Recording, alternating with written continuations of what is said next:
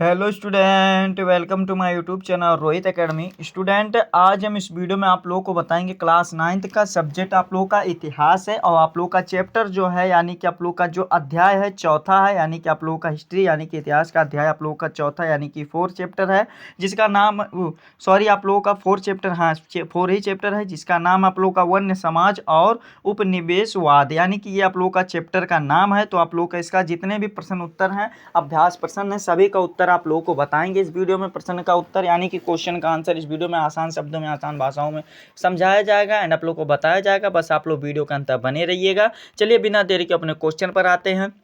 Question हमारा प्रश्न यहाँ पर पहला दिया गया है कि उपनिवेशिक काल के वन प्रबंधन में आए परिवर्तनों ने इन समूहों को कैसे प्रभावित किया, हमें इसको बताना है। ठीक है, तो यहाँ पर देखिए पहला क्वेश्चन जो दिया गया है, कैसे प्रभावित किया, झूम खेती करने वाले को कैसे किया था ये हमें बताना है, और घूमतू घूमतू और चरवाहों समुदायों को कैसे करना है ये हमें बताना है, गा वाला लकड़ी और वन उत्पादों का व्यापार करने वाली कंपनियों को कैसे करना है इसको बताना है, और जो घा वाला है बागान मालिकों जो मालिकों थे वो कैसे किया गया था ये हमें बताना है, और जो अड़ा वाला था क्या था, अड़ा वाला है कि यानी कि पांचवा है शिकार खेलने वाले राजाओं और अंग्रेजों अफसरों को कैसे किया गया था ये हमें बताना। ठीक है, तो चलिए सभी का उत्तर आप लोगों को एक एक बता देते हैं पॉइंटेज वाइज। का वाला हमारा जो है कि झूम खेती करने वाले को बलपूर्वक वनों और उनके घरों से विस्थापित कर दिया गया और उन्हें अपने व्यवसाय में बदलने पर मजबूर किया गया, जबकि कुछ ने परिवर्तन का विरोध करने के लिए बड़े और छोटे विद्रोहों पर भाग लिया। इस प्रकार से हमारा का वाला हो जाएगा।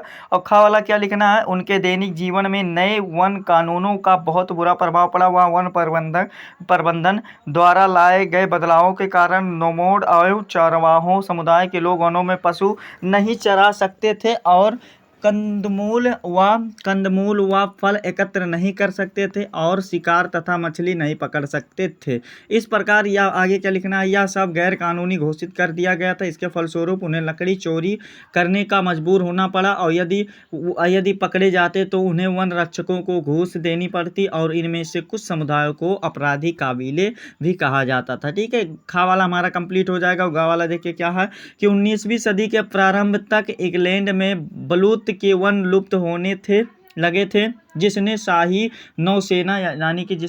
नौसेना के लिए लकड़ी की आपूर्ति की और किल्लत पैदा कर दी, और 1820 तक अंग्रेजी खोजी दस्ते भारत की और वन संपदा का अन्वेषण करने के लिए भेजे गए। इस एक दशक के अंदर बड़ी संख्या में पेड़ों को काट डाला गया और बहुत अधिक मात्रा में लकड़ी का भारत से निर्यात किया गया। इस प्रकार से यहाँ तक इसका आंसर लिखिएगा, और बड़ा लिखना चाहते तो बड़ा भी दिखा दे रहे हैं स्क्रीन पर, लिखना चाहते हो आप लोग को ऊपर डिपेंड करता है बाबू, लेकिन शॉर्ट ही में लिखेंगे बढ़िया रहेगा। ठीक है, सभी आंसर राइट ही माना जाएगा। घा वाला क्वेश्चन का आंसर देखिए क्या है कि यूरोप में वस्तुओं की बढ़ती मांग को पूरा करने के लिए प्राकृतिक वनों के बड़े क्षेत्रों को चाय, कॉफी, रबड़ के बागानों के लिए साफ कर दिया गया और उपनिवेशी सरकार ने वनों पर अधिकार कर लिया और इनके बड़े क्षेत्रों को कम कीमत पर यूरोपीय बाग लगाने वालों को दे दिए और इन क्षेत्रों को बंदरबंदी कर दी गई और वनों को साफ करके चाय व कॉफ़ी के बाग लगा दिए गए।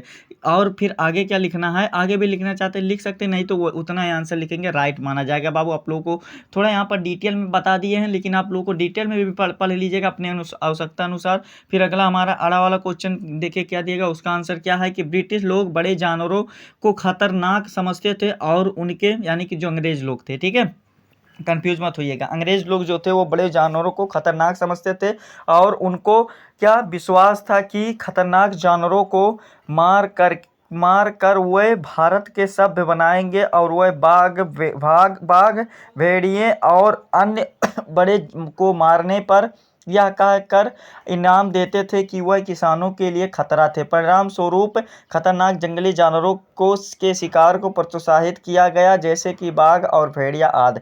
और आगे देखिए क्या लिखना है, बहुत बढ़िया चीज़ है। आगे क्या लिखना है, आगे लिखना है कि 80,000 बाघ और 1.5 लाख तेंदुए और 2 लाख भेड़िया और क्या है, भेड़िया 1875 से 1925 की अवधि के दौरान, यानी कि इसके सन के दौरान इनाम के लिए मार डाले गए। फिर आगे क्या लिखना है, सरगुजा के महाराज ने सन 1957 तक अकेले ही 1157 बाघों और 2000 तेंदुओं का शिकार किया था। एक अंग्रेजी प्रशासक जॉर्ज यूल ने 400 बाघों का शिकार किया। इस प्रकार से ये थोड़ी बेसिक जानकारी थी, इसको आप लोग को भी लिख सकते हैं और तैयार कर सकते हैं। ठीक है, तो हमारा पहले क्वेश्चन में जो पांचों क्वेश्चन था, यानी कि पांचों हेडिंग आप लोग को टिप्पणी बताना था, सभी आप लोग को आंसर लिख करके बेल कंप्लीट होगा। आगे भी आप लोग को अच्छे तरीके से समझा दे रहे हैं एंड आप लोग को बता दे रहे हैं। ठीक है, तो देखिए आशा करते हैं आप लोगों को यहाँ तक अच्छे तरीके से समझ में आएगा, आया होगा।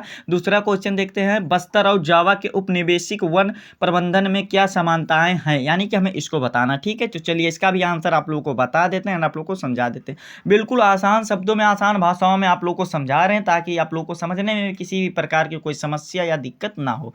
ठीक है, इसका आंसर यानी कि उत्तर क्या लिखना है, बस्तर में। आप लोग भी कॉपी पेन निकाल कर बैठ जाइएगा, इसका आंसर जरूर लिख लीजिएगा और इसको आप लोग को क्या करना है, याद जरूर कर लेना है। ठीक है, अगला क्वेश्चन, इसमें इसका आंसर क्या है कि बस्तर में वन प्रबंधन अंग्रेजों के हाथों में हाथों में और जावा में डचों के हाथों में था, किंतु दोनों सरकारों का उद्देश्य एक ही था। ठीक है, आगे क्या लिखना है,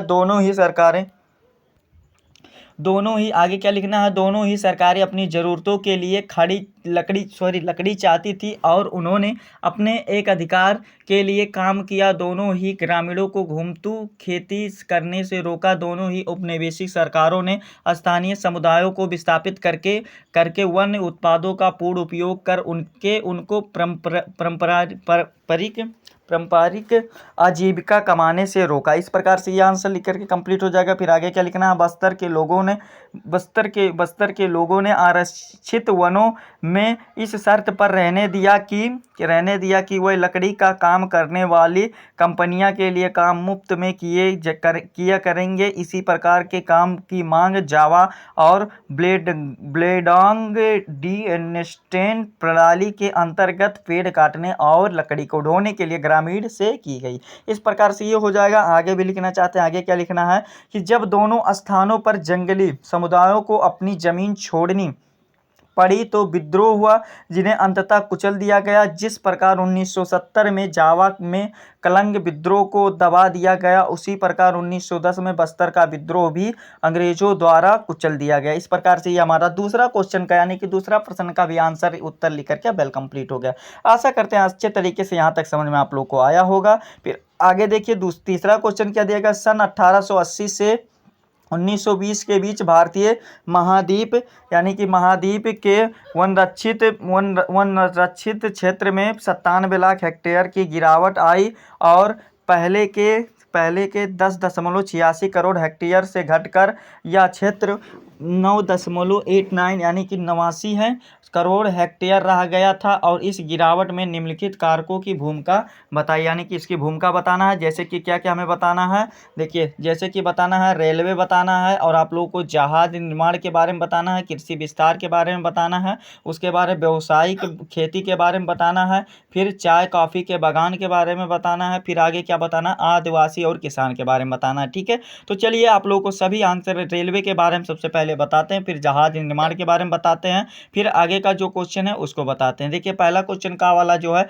इसमें क्या लिखना है, देखिए इसका आंसर लिखना है 1850 में रेलवे के विस्तार ने एक नई मांग को जन्म दिया और उपनिवेशिक व्यापार एवं शाही सैनिक टुकड़ियों के आवागमन के लिए रेलवे आवश्यक था। रेल के इंजन चलाने के लिए ईंधन के तौर पर रेलवे लाइन बिछाने के लिए स्लीपर जो पटरियों को उनकी जगह पर बनाए रखने के लिए आवश्यक थे। ठीक है, फिर आगे क्या लिखना है, सभी प्रकार लकड़ियाँ चाहिए था। और फिर आगे भी लिखना चाहते हैं, देखो स्क्रीन पर आंसर दिखा दे रहे बाबू, वीडियो हमारा बहुत लंबा हो जाएगा। आंसर आप लोगों को देखिए, खा वाला भी यहाँ से लेकर यहाँ तक है, इसको सभी अपने अनुसार इसको तैयार कर लीजिएगा। गा वाला यहाँ से यहाँ तक मन करेगा स्क्रीनशॉट मार लीजिएगा, या वीडियो को स्टॉप करके यानी कि रोक करके इसको आप लोग जरूर पढ़ लीजिएगा और लिख भी लीजिएगा, उसको तैयार कर लीजिएगा। ठीक है, ये अड़ा वाला यानी कि पांचवा क्वेश्चन, और ये छठा क्वेश्चन है चा वाला, ये इसको भी तैयार कर लीजिएगा। और जो लास्ट क्वेश्चन हमारा है, प्रश्न हमारा चौथा है कि युद्ध से जंगल क्यों प्रभावित हुए, यानी कि क्यों प्रभावित हुए हमें ये बताना है। तो इसका आंसर क्या लिखना है, युद्धों से वनों पर कई कारणों से प्रभाव हुआ। कौन कौन से कारण थे, का वाला देखो क्या लिखना, पहला पॉइंट भी लिख सकते हैं आप लोग, दूसरे में नंबरिंग में भी क्या लिखना है इसमें कि भारत में वन विभाग ने ब्रिटेन की लड़ाई आवश्यकताओं को पूरा करने के लिए अंधाधुंध वन काटे और इस अंधाधुंध विनाश एवं राष्ट्रीय लड़ाई की आवश्यकताओं को पूरा करने के लिए वनों की कटाई वनों को प्रभावित करती है, क्योंकि वह बहुत तेजी से खत्म होते हैं जबकि ये दोबारा पैदा यानी कि उत्पन्न, यहाँ पर उत्पन्न भी कर सकते हैं, ठीक है, उत्पन्न होने में बहुत समय लेते हैं, ठीक है। और दूसरा क्या लिखना है, जावा में जापानियों को कब्जा करने से पहले ढांचों ने भस्म कर भागो नीति अपनाई, जिसके तहत आरा मशीनों और सागौन के विशाल लट्ठों को ढेर जला दिए, यानी कि जला दिया गया। फिर आगे क्या है, जिससे जापानियों ने हाथ ना लगे। और फिर क्या आगे है कि इसके बाद जापानियों ने वन्य ग्रामवासियों को जंगल काटने के लिए बाध्य करके वनों का अपने युद्ध कारखानों के लिए निर्माता के दोहन किया और बहुत से गांव वालों ने इस अवसर का लाभ उठाकर जंगल में अपनी खेती का विस्तार किया और युद्ध के बाद इंडोनेशिया वन सेवा के लिए इन जमीनों को वापस हासिल कर पाना कठिन था, ठीक है। तो इस प्रकार से हमारा चौथा क्वेश्चन भी लिख करके बेल कंप्लीट हो गया। तो आप लोगों की जो क्वेश्चन था यानी कि उसमें आप लोगों को जो प्रश्न थे 4 ही प्रश्न थे, जो कि आप लोगों को सभी प्रश्न का उत्तर इस वीडियो में आसान तरीके से आसान भाषाओं में आप लोग को बता दिया गया